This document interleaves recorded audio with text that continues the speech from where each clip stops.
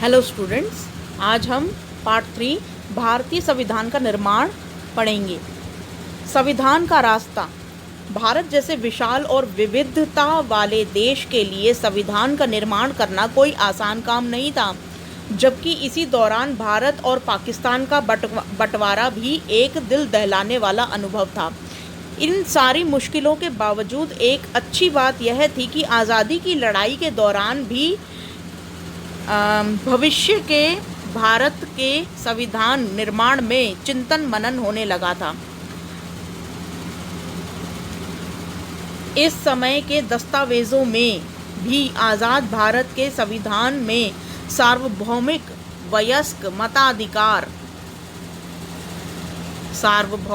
वयस्क बदमितर क्या लिखा हुआ है? यहाँ पे मताधिकार आएगा, ठीक है। ये गलत हिंदी लिखी हुई है, जैसे यहाँ पे लिखा हुआ है ना, ये लिए, देश के लिए, ये लियव लिखा हुआ है, ये जगह जगह मिस्टेक है हिंदी में। यहाँ पे सार्वभौमिक वयस्क मताधिकार, स्वतंत्रता और समानता का अधिकार और अल्पसंख्यकों के अधिकारों की बात कही गई थी। इससे संविधान की बैठक से पहले सभी नेताओं में बुनियादी मूल्यों पर सहमति बन चुकी थी। हमारे कई नेता फ्रांसीसी क्रांति के मूल्यों, ब्रिटेन के संसदीय लोकतंत्र, अमेरिका के अधिकारों की सूची तथा रूस के समाजवादी क्रांति से प्रभावित थे, जिसने भारतीयों को सामाजिक और आर्थिक समता स्थापित करने के लिए प्रेरित किया। ऐसी सभी बातों ने भारत के लिए उपयुक्त संविधान निर्माण में मदद की। तो देखो यहाँ पर जो है संविधान निर्माण में किन किन बातों ने मदद की थी। सबसे पहले तो फ्रेंच रेवोल्यूशन ने, ठीक है, फ्रांसीसी क्रांति ने, जो कि 1789 में हुई थी। और इसमें क्या स्लोगन था? समानता, स्वतंत्रता और फ्रैटर्निटी, मतलब ब्रदरहुड, भाईचारे की बात कही गई थी, ठीक है। और सेकंड था कि जो रूस के अंदर समाजवाद उभर रहा था कि सभी लोगों को आर्थिक रूप से संपन्न होना चाहिए, ठीक है, ये वाली बात भी। और तीसरा था ब्रिटेन की संसदीय व्यवस्था, लोकतंत्र हमें अपनाना था, क्योंकि भारत में इतने टाइम से संसदीय व्यवस्था ही चलती आ रही थी, 200 सालों से, ठीक है, ब्रिटेन के अंडर में, तो हमें वही व्यवस्था अपनानी पड़ी। और चौथी बात ये कि अमेरिका के जो अधिकार पत्र हैं, यानी कि अमेरिका में 10 मौलिक अधिकार दिए जाते हैं, ठीक है। तो ये 1776 में अमेरिका आज़ाद हुआ था और 1787 में वहाँ पे पूरी दुनिया का सबसे पहला संविधान बना था अमेरिका में, ठीक है। तो ये क्या कहते हैं, उसी को फिर हमारे वहाँ से जो है अमेरिका से ही मौलिक अधिकार जो थे वो हमें 6 मौलिक अधिकार, पहले तो 7 थे, तो ये 44वें संशोधन के बाद इसको हटा दिया गया था। तो अब 6 मौलिक अधिकार हैं, ठीक है। तो ये जो 6 मौलिक अधिकार हैं ये भी अमेरिका के घोषणा पत्र से ही लिए गए हैं। तो अब आगे पढ़ते हैं। संविधान सभा। भारत में चुने हुए जनप्रतिनिधियों की जिस सभा ने संविधान नाम के विशाल दस्तावेज को लिखने का काम किया, उसे संविधान सभा कहते हैं। संविधान सभा में 299 सदस्य थे। इस सभा ने 26 नवंबर 1949 को अपना कार्य पूरा कर लिया था। 26 जनवरी 1950 को इस संविधान को देश में लागू कर दिया गया था, जिसे हम हर साल गणतंत्र दिवस के रूप में मनाते हैं। तो ठीक है, कितने सदस्य थे संविधान सभा में? 299 सदस्य थे। और इन्होंने 26 नवंबर 1949 यानी कि 1949 को ही तैयार कर लिया था दस्तावेज, यानी कि पूरी जो संविधान की बुक थी वो तैयार हो चुकी थी। लेकिन लागू कब किया गया था? 26 जनवरी 1950 को। क्यों? क्योंकि 1930 में क्या हुआ था कि जवाहरलाल नेहरू जी ने जो 26 जनवरी 1930 को स्वराज की घोषणा कर दी थी, और उसी दिन हमारा पहला स्वतंत्रता दिवस मनाया गया था। तो इसीलिए यहाँ पर ये एक्चुअली इतिहास की बातें हैं। जब आप थोड़े बड़े हो जाओगे और तो आपको जब डीपली इतिहास पढ़ना पड़ेगा, तब वहाँ पर आप पढ़ोगे कि किस तरीके से स्वराज की घोषणा की गई थी 1930 में, कि अब हम स्वराज लेना चाहते हैं, अब हमें आज़ादी चाहिए। इससे पहले 1930 से पहले जो कांग्रेस दल था वो आज़ादी की बात नहीं कर रहा था, वो ये कह रहा था कि मतलब ठीक है आप अंग्रेज जो हैं वो हमारे अ, हमें बस स्वायत्ता दे दे, कुछ मतलब कुछ स्वतंत्रताएं दे दे, और बाकी ये लोग हमारे ऊपर रूल करते रहे, हमें कोई फ़र्क नहीं पड़ता, हम इनके अंडर में ही काम कर लेंगे। लेकिन 1930 के अंदर क्या हुआ कि इन्होंने फिर पूर्ण स्वराज, नहीं हमें तो अब आज़ादी ही चाहिए, पूरे भारत को आज़ादी ही चाहिए। तो ये जो घोषणा की थी उस वक्त, ये पहला पहला अनाउंसमेंट था कि भारत को अब आज़ाद होना चाहिए, ठीक है, राजनीतिक रूप से। तो इसलिए उसी दिन को जो है हमारा गणतंत्रता दिवस मनाया जाता है। तो 26 जनवरी 1950 को ये लागू कर दिया गया था, जिसे हम हर साल गणतंत्र दिवस के रूप में मनाते हैं। अब यहाँ पे देखिए नेक्स्ट है संविधान की का स्वीकार्यता।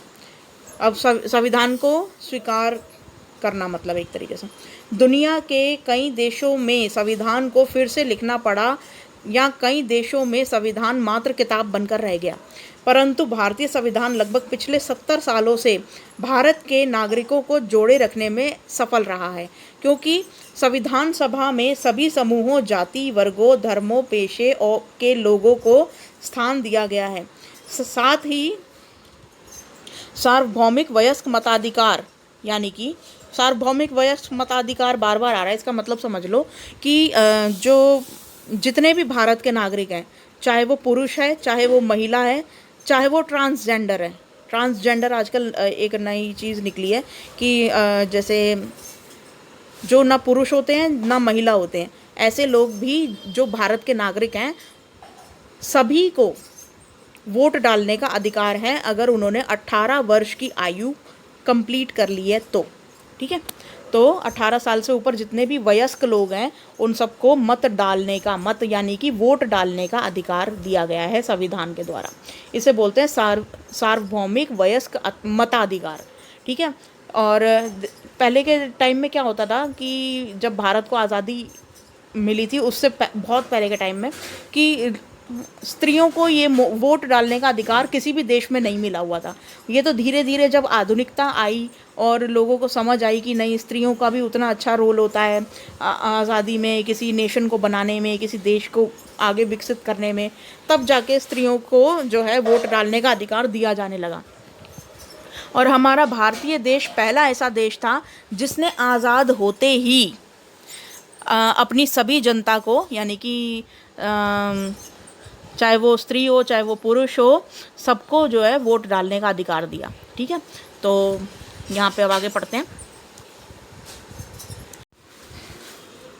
सभा की प्रारूप समिति के प्रमुख डॉक्टर भीमराव अंबेडकर जी के समक्ष संविधान की प्रत्येक धारा को पर कई बार चर्चा की गई और जरूरी संशोधन पर विचार किया गया। संविधान में समयानुसार कई संशोधन हुए, लेकिन इसकी आत्मा हमेशा बनी रही, ठीक है। तो अब आगे क्वेश्चन आंसर्स देखते हैं। देखिए हमारे जो संविधान है उसके प्रारूप समिति के जो अध्यक्ष थे वो कौन थे? डॉक्टर भीमराव अंबेडकर जी। मैं उनकी फ़ोटो दिखा देती हूँ, 7th क्लास में अभी उन्हीं के बारे में पढ़ाया जा रहा है। तो ये है भीमराव अंबेडकर जी। इन्होंने ही जो है वो भारत का संविधान तैयार करने में बहुत अहम भूमिका निभाई है।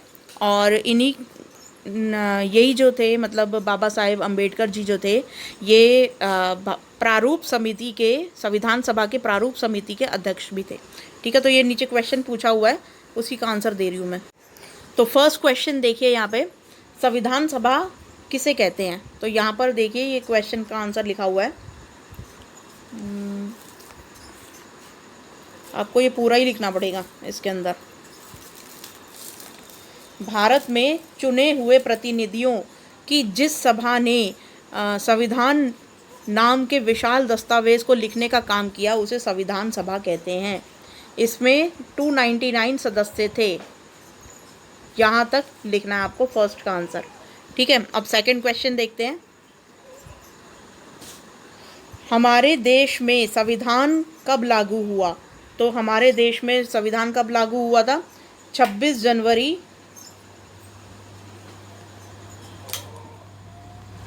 1950 को। ये सेकंड का आंसर हो जाएगा, ठीक है। अब नेक्स्ट है संविधान संशोधन क्या होता है? आप देखो संविधान संशोधन क्या होता है।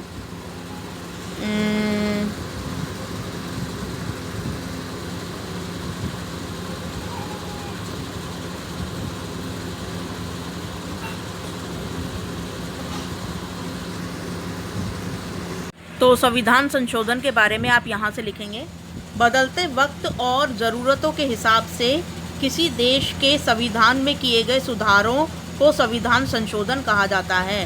तो इसका आंसर आप ये लिखेंगे, ठीक है, ये थर्ड का आंसर हो जाएगा पूरा। अच्छा, नेक्स्ट है क्वेश्चन नंबर 4, भारतीय संविधान की प्रारूप समिति के प्रमुख कौन थे? तो डॉक्टर भीमराव अंबेडकर जी। तो ये जो है, ये इतना नाम आपको जो है यहाँ पर लिखना है 4th नंबर क्वेश्चन में, ये 4th का आंसर हो जाएगा। अब क्वेश्चन नंबर 5, सार्वभौमिक मताधिकार से आप क्या समझते हैं? तो सार्वभौमिक वयस्क मताधिकार की परिभाषा आप यहाँ से लिखेंगे, ये वाली पूरी की पूरी। सार्वभौमिक वयस्क मताधिकार का अर्थ है कि 18 वर्ष से ऊपर के सभी स्त्री और पुरुषों को, चाहे वह किसी भी जाति, धर्म या समुदाय के हों, यदि वे भारत के नागरिक हैं तो उन्हें वोट डालने का अधिकार हमारा संविधान देता है। ठीक है, तो ये वाला लिख लेना 4th वाले में। तो जो अभी हमने किया था वो 5वें क्वेश्चन का आंसर था वयस्क मताधिकार, तो ये 5वें क्वेश्चन का आंसर आप लिख लेना। बाकी 6 क्वेश्चन देखिए, आपके अनुसार स्वतंत्रता के बाद संविधान बनाने में क्या कठिनाइयाँ आई होंगी? तो यहाँ पर ये वाला अगर साफ नहीं दिख रहा है तो मैं दूसरे शीट पे दिखा देती हूँ, वो थोड़ा बड़ा है।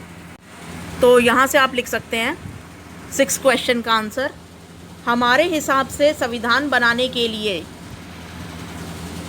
सबसे पहले तो सभी संविधान सभा के सदस्यों को खूब पढ़ना पड़ा होगा, उनको विभिन्न देशों के विभिन्न संविधानों को और वहाँ के रीति रिवाजों को समझकर, वहाँ के इतिहास को समझकर पढ़ना पड़ा होगा, और वहाँ के उस संविधान से अच्छी अच्छी बातें निकाल कर फिर एक नया संविधान तैयार करना एक बहुत बड़ा चुनौतीपूर्ण कार्य रहा होगा, जिसमें काफ़ी वक्त लगा होगा।